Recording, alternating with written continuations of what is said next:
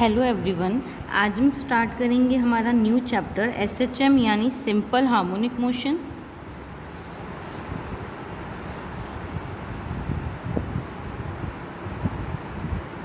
ये तुम्हारे यूनिट 4 का ही टॉपिक है। इससे प्रीवियस वाले वीडियोस में मैंने वेलोसिटी एंड एक्सेलरेशन से रिलेटेड क्वेश्चंस करवाए थे, है ना। वो तुम्हारा इस यूनिट का फर्स्ट पार्ट था। इसी यूनिट का तुम्हारा सेकंड चैप्टर है सिंपल हार्मोनिक मोशन। तो देखो, सिंपल हार्मोनिक मोशन हमारा होता क्या है, ठीक है। तो हमें पता है कि क्या है, अगर कोई पार्टिकल है, ठीक है, जैसे मैंने माना ये कोई मेरा पार्टिकल है ए, ठीक है। तो कोई पार्टिकल है, उसको मैं क्या बोलूँगी, वो सिंपल हार्मोनिक मोशन कर रहा है। कब?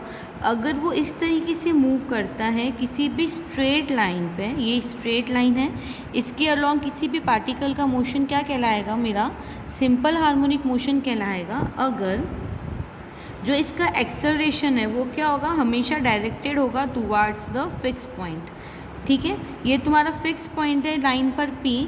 तो जो पार्टिकल है उसका जो मोशन होगा वो हमेशा क्या करेगा, वो एक्सेलरेट करेगा टुवार्ड द फिक्स पॉइंट। और जो इसकी जो तो कोई भी पार्टिकल है वो क्या करेगा, हमेशा एक्सेलरेट करेगा toward a fix point. And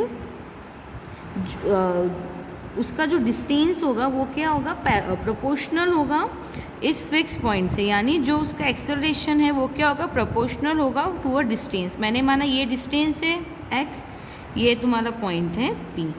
तो इस पॉइंट P से क्या करेंगे, O है ना, तो इसके बीच का जो डिस्टेंस है x, ये इसके प्रोपोर्शनल होगा और हमेशा डायरेक्टेड होगा टुवार्ड अ सेंटर। ये होता है तुम्हारा simple harmonic motion.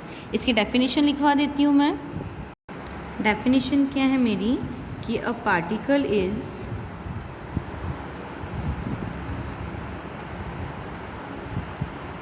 said to perform SHM। देखो, सिंपल हार्मोनिक मोशन को शॉर्ट में मैंने क्या लिख दिया, SHM, है ना। तो किसी भी पार्टिकल को हम क्या बोलेंगे, वो सिंपल हार्मोनिक मोशन कब कर रहा है, if it moves in a straight line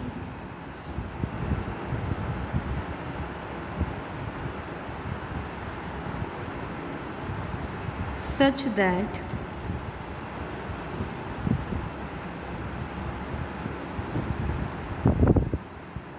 its acceleration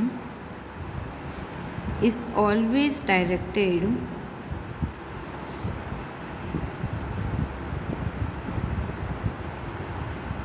toward a fix point. जो इसका डायरेक्शन है ना वो क्या होगा, हमेशा इस फिक्स पॉइंट की तरफ ही डायरेक्टेड होगा, ठीक है। Directed toward a fix point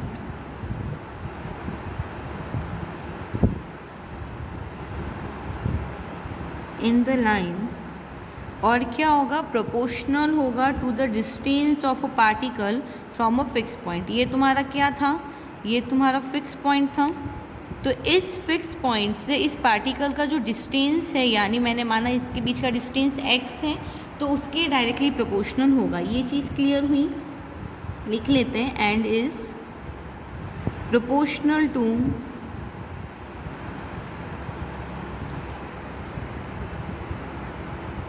the distance of a particle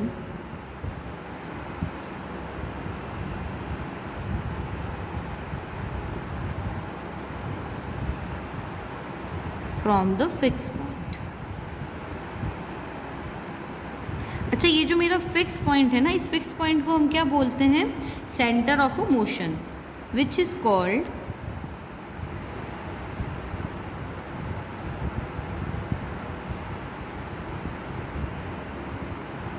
centre of a motion. ये चीज़ क्लियर हो गई कि SHM हमारा क्या होता है।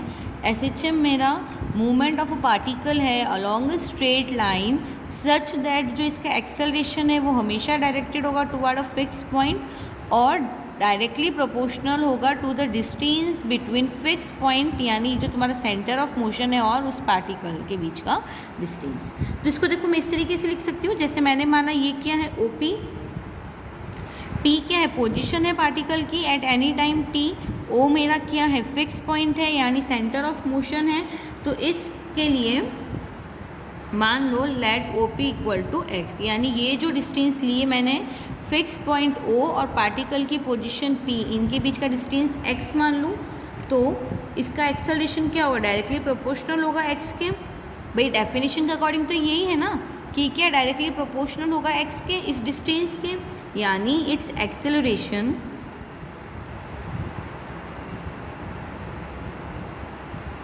Is proportional to x and is directed toward O, यानी फिक्स पॉइंट की तरफ ही डायरेक्टेड होगी, एंड इज डायरेक्टेड टुवर्ड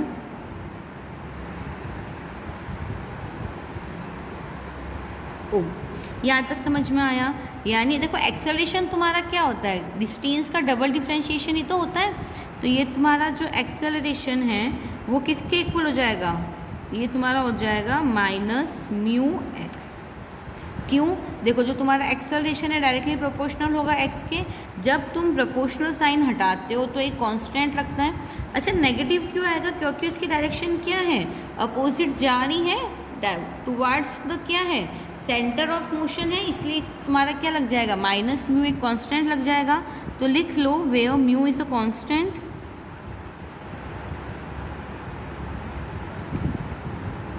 अच्छा देखो एक्सेलरेशन का एक और फॉर्मूला मेरा क्या होता है, v d v upon d x होता है। भाई एक्सेलरेशन को हम क्या लिख सकते हैं, v d v upon d x लिख सकते हैं। तो इसकी वैल्यू भी किसके इक्वल हो गई, माइनस म्यू एस। यहाँ से क्या कर सकते हो, वी डी वी की वैल्यू निकाल सकते हो। तो वी डी वी की वैल्यू के निकालने के लिए इसको मैं क्या करूँ, यहाँ पे ट्रांसफ़र करा दूँ, तो ये मेरा हो जाएगा minus mu x D x. यहाँ तक चीज़ समझ में आई। अब मैं क्या करूँ, इनका इंटीग्रेशन कर लूँ। सो ऑन इंटीग्रेटिंग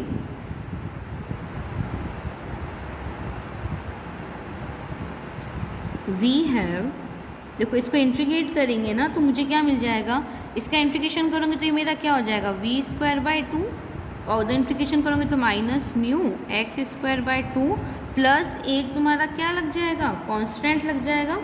ठीक है, ये तुम्हारा क्या है, इंटीग्रेशन कांस्टेंट होगा। यहाँ तक बात समझ में आई। अब हम क्या करें, देखो पार्टिकल क्या होगा, इस पॉइंट ए पे तो रेस्ट पे होगा ना, कि अगर तुम्हारा ये इनिशियल पॉइंट था ए, तो इनिशियल पॉइंट पे तो पार्टिकल रेस्ट पे होगा। ठीक है, तो जो तुम्हारा ओ ए है इसका डिस्टेंस मैंने मान लिया ए तुम्हारा क्या है, इनिशियल पॉइंट, और फिक्स पॉइंट से इनिशियल पॉइंट का बीच का डिस्टेंस क्या है, ए। यानी जो तुम्हारा एक्स इक्वल टू ए हो जाएगा, पॉइंट रेस्ट पे है, सॉरी जो पार्टिकल है वो रेस्ट पे है इस पॉइंट पे, तो इसका डिस्टेंस फिक्स पॉइंट से क्या हो जाएगा, एक्स इक्वल टू ए ही तो होगा। ठीक है, लिख लो लेट द पार्टिकल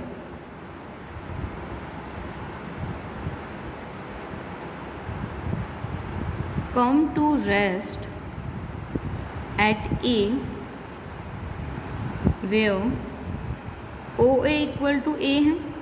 ये तुम्हारा क्या है, इनिशियल पॉइंट से फिक्स पॉइंट का डिस्टेंस, और जो तुम्हारा x है वो इक्वल टू A होगा इस पॉइंट पे। तो मेरा v इक्वल टू क्या हो जाएगा, 0। क्यों, क्योंकि मेरा जो इनिशियल पॉइंट पे पार्टिकल रेस्ट पे है तो उसकी वेलोसिटी मेरी क्या रहेगी, 0। तो ये दोनों चीज़ मैं अगर इस इक्वेशन में पुट करूँ, इस इक्वेशन को ले लो इक्वेशन नंबर 1। ठीक है, तो from equation number 1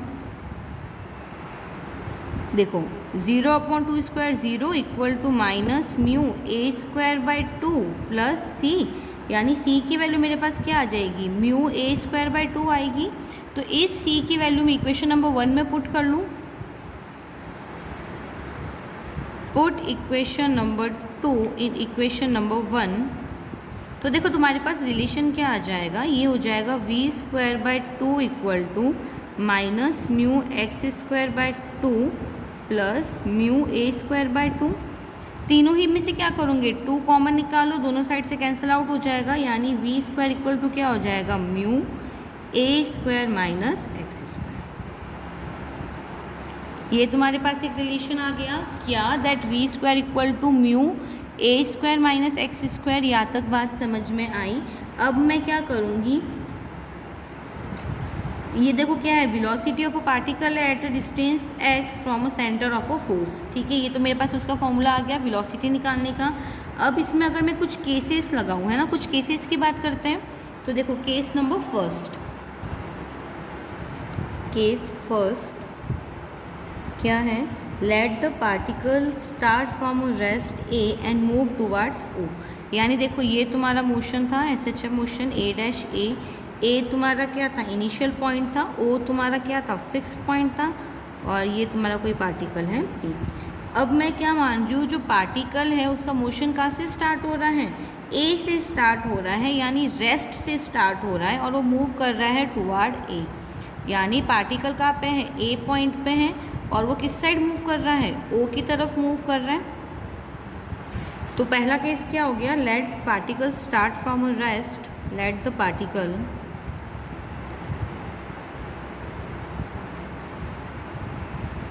start from rest, यानी ए पॉइंट पे है, मतलब रेस्ट से पार्टिकल मूव कर रहा है toward a fix point O.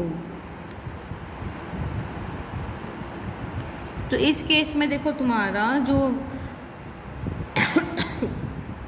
v है वो क्या हो जाएगा, v इक्वल टू क्या हो जाएगा, plus minus under root U under root A minus x square. क्यों, क्योंकि तुम्हें ऑलरेडी रिलेशन पता है that V square equal to mu A square minus x square. ठीक है, तो हम क्या करें, इसका अंडर रूट निकाल लें, तो v क्या आ जाएगा, plus minus under root mu under root ए स्क्वायर माइनस एक्स स्क्वायर। अब पार्टिकल मूव कर रहा है टुवार्ड्स ओ, यानी x डिक्रीज होगा एज अ टी इंक्रीज, यानी जैसे जैसे टाइम इंक्रीज होगा x क्या हो गया, यानी जो डिस्टेंस है वो तुम्हारी कम होती जाएगी। ठीक है, यानी जो dx/dt है वो तुम्हारा क्या आ जाएगा, अब नेगेटिव आ जाएगा। ये चीज़ समझ में आई कि द पार्टिकल मूव्स टुवार्ड ओ। अब x देखो डिक्रीज हो रहा है जैसे जैसे टाइम इंक्रीज होगा, यानी जैसे जैसे टाइम इंक्रीज होगा देखो हम क्या होंगे, डिस्टेंस हमारी कम होती जाएगी ना। यानी जब x हमारा डिक्रीज हो रहा है, कब, जब t इंक्रीज होगा। ठीक है, यानी जो मेरा dx/dt है वो मेरा अब क्या आ जाएगा, नेगेटिव आएगा। ये चीज़ तो क्लियर हुई। यानी जो मेरा dx/dt है उसकी वैल्यू क्या हो जाएगी, देखो minus under root U under root ए स्क्वायर माइनस एक्स स्क्वायर। भाई dx/dt मेरा क्या है, वेलोसिटी तो है, तो मैं क्या करूँगी, अब नेगेटिव वेलोसिटी ही तो कंसीडर करूँगी। यहाँ तक चीज़ क्लियर हुई। अच्छा, अब मैं क्या करूँ, x वाले टर्म को एक साइड कर लूँ और बाकी टर्म एक साइड ट्रांसफ़र कर लूँ, तो ये मेरा हो जाएगा देखो माइनस, और उसमें इंटीग्रेशन कर लेंगे, तो ये हो जाएगा इंटीग्रेशन ए dx अंडर रूट ए स्क्वायर माइनस एक्स स्क्वायर, और ये हो जाएगा तुम्हारा इंटीग्रेशन dt और अंडर रूट यू बाहर क्यों आया, क्योंकि ये तो मेरी कांस्टेंट है। ये चीज़ समझ में आई। यानी मैंने टर्म्स x वाले सेपरेट कर लिए, बाकी टर्म सेपरेट कर लिए, उसके बाद मैंने दोनों साइड इंटीग्रेशन किया, तो ये मेरा हो जाएगा, देखो ये किसका इंटीग्रेशन बन रहा है, तुम्हारा कॉस इनवर्स x/a का इंटीग्रेशन बन रहा है। तो ये हो जाएगा under root U T plus c2, जहाँ पे c2 मेरा क्या हो जाएगा, वापस एक कांस्टेंट हो जाएगा तुम्हारा। अब इस c2 की वैल्यू निकाल लें, तो देखो इनिशियली हमें क्या पता है, इनिशियल पॉइंट पे जब मेरा जो डिस्टेंस है वो किसके इक्वल है, a पे, यानी जो मेरा पार्टिकल है रेस्ट पे है, यानी at time t equal to 0, t equal to 0 पे पार्टिकल रेस्ट पे होगा, तो x इक्वल टू a हो जाएगी। तो ये दोनों चीज़ें मैं इस इक्वेशन में अप्लाई कर लूँ, तो देखो मेरे पास क्या बन जाएगा, c2 की वैल्यू आ जाएगी। तो c2 की वैल्यू देखो क्या आ जाएगी तुम्हारे पास, cos इनवर्स a/a, और ये हो जाएगा 0, यानी c2 की वैल्यू क्या आ गई, cos इनवर्स 1, और cos इनवर्स 1 की वैल्यू मेरे पास क्या होती है 1, यानी ये वैल्यू वापस मैं इसमें पुट कर लूँ, तो ये हो जाएगा cos inverse x/a equal to under root mu t, थोड़ा इसको म्यूट सही से कर लो, है ना, ठीक है, प्लस अच्छा सॉरी, cos इनवर्स 1 की वैल्यू तुम्हारी क्या होती है, 0 होती है cos इनवर्स 1 की वैल्यू, तो ये हो जाएगा cos inverse x/a equal to ut। तो यहाँ से मैं x की वैल्यू निकाल सकती हूँ, तो x की वैल्यू क्या आ जाएगी तुम्हारे पास, देखो ये हो जाएगा तुम्हारे पास a cos inverse under root mu t। ये चीज़ समझ में आ गई। ये मेरा कब होगा, जब मेरा जो पार्टिकल है वो स्टार्ट हो रहा होगा रेस्ट से और मूव कर रहा होगा टुवार्ड्स a। पहला केस क्लियर है। सेकंड केस पढ़ते हैं हम। सेकंड केस क्या बोल रहा है कि जब पार्टिकल स्टार्ट हो रहा है O से। अब देखो इस वाले केस में तो पार्टिकल मेरा A से स्टार्ट हो रहा था और O की तरफ मूव कर रहा था। अब क्या है, जो मेरा पार्टिकल है वो O से स्टार्ट हो रहा है और क्या कर रहा है, रेस्ट पे जा रहा है। यहाँ पे रेस्ट से शुरू हो रहा था और O पे जा रहा था। अब हम केस पढ़ेंगे जिसमें O से स्टार्ट होगा और A रेस्ट पे जाएगा। यहाँ तक बात समझ में आई? तो लिख लो, let the particle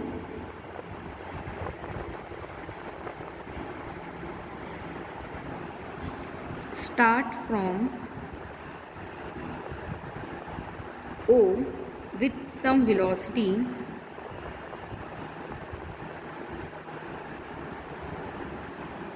and come to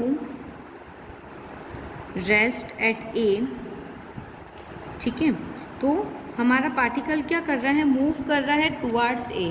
अब मेरा पार्टिकल क्या हो रहा है, A की तरफ जा रहा है, यानी इसकी डायरेक्शन अपोजिट जा रही है। ठीक है, यानी x इंक्रीज़ हो रहा है जैसे जैसे टाइम इंक्रीज़ होगा। क्यों, देखो हम क्या कर रहे हैं, A की तरफ मूव कर रहे हैं ना, तो जैसे जैसे टाइम इंक्रीज़ होगा मेरा x भी तो इंक्रीज़ होगा। तो इस वाले केस के लिए जब पार्टिकल क्या कर रहा होगा, मूव कर रहा होगा फ्रॉम O टुवार्ड्स A, है ना, तो मेरा x इंक्रीज़ होगा, s t भी इंक्रीज़ होगा। यानी जो मेरा dx बाई dt है वो अब मैं क्या लूँगी, पॉजिटिव लूँगी। यहाँ तक बात समझ में आई?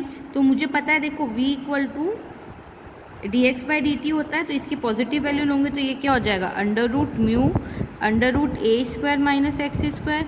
वापस हम क्या करें, x वाले टर्म को सेपरेट आउट कर ले, बाकी टर्म को एक साइड रख लें, तो ये मेरा हो जाएगा dx upon under root A square minus x square equal to under root mu D T.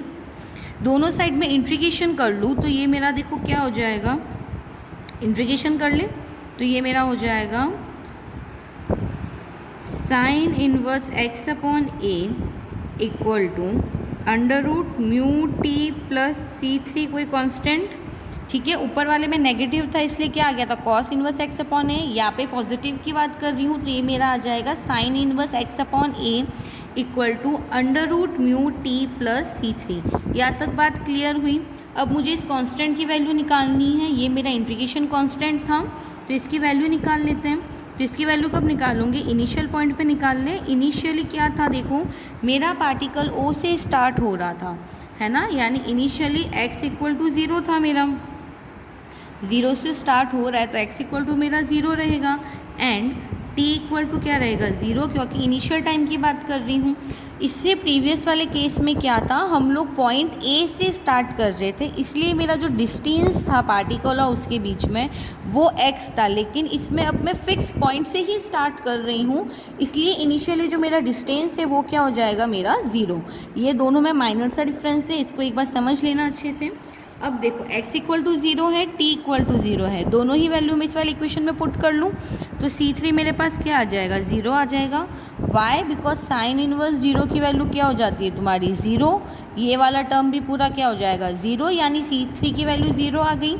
इस C3 की वैल्यू मैं इस इक्वेशन में पुट कर लूँ तो ये मेरा क्या बन जाएगा, sine inverse x upon A equal to under root mu T. Sine inverse उधर जाएगा तो ये क्या हो जाएगा, sine under root mu T, यानी जो मेरी x की वैल्यू है वो क्या आ जाएगी, a sine under root mu T. यहाँ तक बात समझ में आई?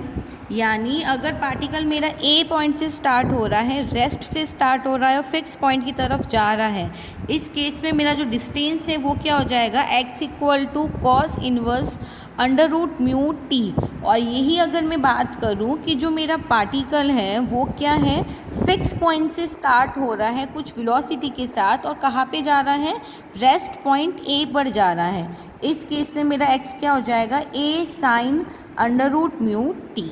यहाँ तक बात समझ में आ गई होगी सभी को? अच्छा, ये कॉस इधर जाएगा तो इन्वर्स नहीं रहेगा, है ना। लिख लो डिटेल में। ये हो जाएगा cos under root mu t equal to x upon a. तो तुम्हारे पास ए आ जाएगा, सॉरी एक्स आ जाएगा a cos under root mu t. So I hope ये एसएचएम समझ में आ गया होगा। Motion of particle under SHM, यानी अगर पार्टिकल एसएचएम कर रहा है तो उसकी क्या प्रॉपर्टीज़ रहेगी। तो हमने पढ़ा कि वो क्या होगा, उसका जो एक्सेलरेशन है वो उसके पार्टिकल के और फिक्स पॉइंट के डिस्टेंस के डायरेक्टली प्रोपोर्शनल होगा और हमेशा सेंटर की तरफ उसका मोमेंट रहेगा। दूसरा हमने पढ़ा जो वेलोसिटी है वो उसका रिलेशन तुम्हारा क्या होता है, V square equal to mu under mu A square minus x square. दोनों केसेस हमने पढ़ लिए हैं। इसके आगे जो इसका नेचर है और इसके और प्रॉपर्टीज़ हैं वो हम इसके नेक्स्ट वीडियो में डिस्कस करेंगे। Thank you so much.